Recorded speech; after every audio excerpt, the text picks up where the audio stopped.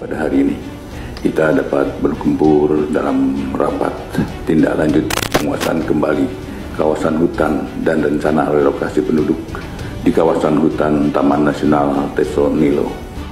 Ukuran Pak, kalau kita ini simpel-simpel aja kalau megang tim. Siapa berbuat apa? Makanya ketika awalnya masuk TNTN, saya langsung tegaskan siapa yang tanggung jawab nanti untuk reforestasi.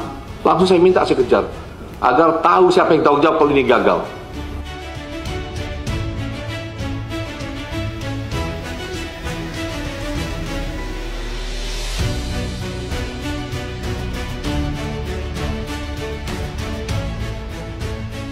Hari ini kita satukan pikiran bagaimana solusi terbaiknya untuk menyelesaikan permasalahan ini.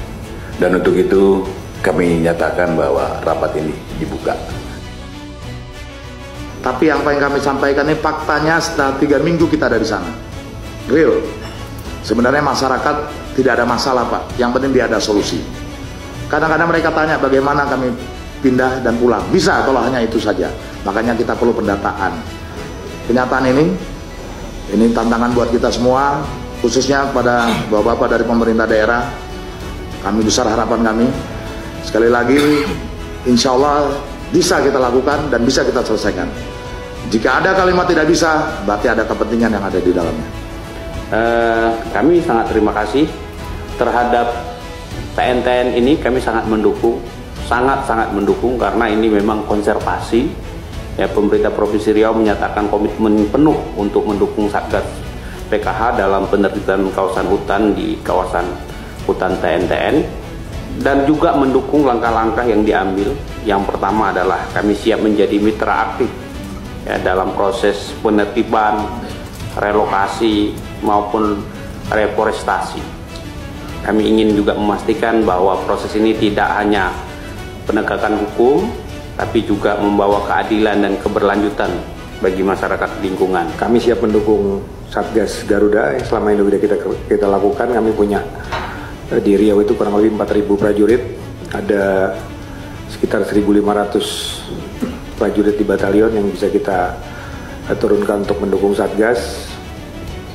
Kami tetap berkoordinasi dengan seluruh stakeholder, polisian, kejaksaan, dengan pemerintah daerah untuk siap melaksanakan tugas untuk pengamanan Satgas. Bahwa prinsipnya kami dari Polda Riau siap mendukung apa yang dilakukan oleh Satgas PK. Kebetulan sejalan dengan kebijakan Pak Kapolda yang saat ini mengusung konsep green policing terkait dengan concern pelestarian lingkungan. Kejaksaan Tinggi Riau sudah melakukan tindakan penegakan hukum tentu berdasarkan dari identifikasi yang dilakukan oleh Satgas PKH dalam hal ini, dan kita tindak lanjuti dengan penyelidikan yang dilakukan bahwa memang ditemukan ada fakta-fakta yang lagi didalami oleh tim penyidikan.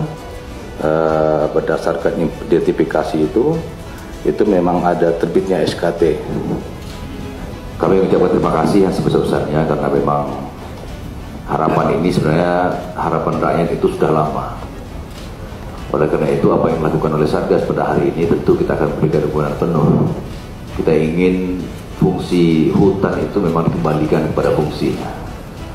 Tugas Tesonilo ini memang spesifik bagi kami. Yang lain kami lakukan dengan baik. Tapi ini memang baru ini kita berkumpul Pak Gubernur, mungkin berkumpul hari ini dengan datang para pejabat-pejabat yang kita hormati. Ada Pak Menteri, Pak Jaksa Agung, Pak Kepala BPKP hadir. Dan sebetulnya Ketua Tim Penggerak Pak Mehan akan hadir kalau tidak ada Indonesia Defense. Jadi saya berharap dari daerah bisa menerjemahkan bagaimana perhatian pusat terhadap program Tesonilo ini semuanya. Kita jaga betul kekayaan alam yang ada di kita ini supaya nanti anak cucu kita juga ikut menikmati apa yang sudah kita miliki. Untuk strategi tadi bisa saya sederhanakan, saat relokasi harus ada tim gabungan. Ukuran Pak, kalau kita ini simpel-simpel aja kalau megang tim. Siapa berbuat apa. Makanya ketika awalnya masuk TNTN, saya langsung tegaskan siapa yang tanggung jawab nanti untuk reforestasi. Langsung saya minta, saya kejar agar tahu siapa yang tanggung jawab kalau ini gagal. Nah, jadi ukuran nanti kami lihat dalam 1 hari, 2 hari, 1 minggu adalah tim gabungan. Yang tidak efektif dalam tim gabungan yang dibentuk, ya,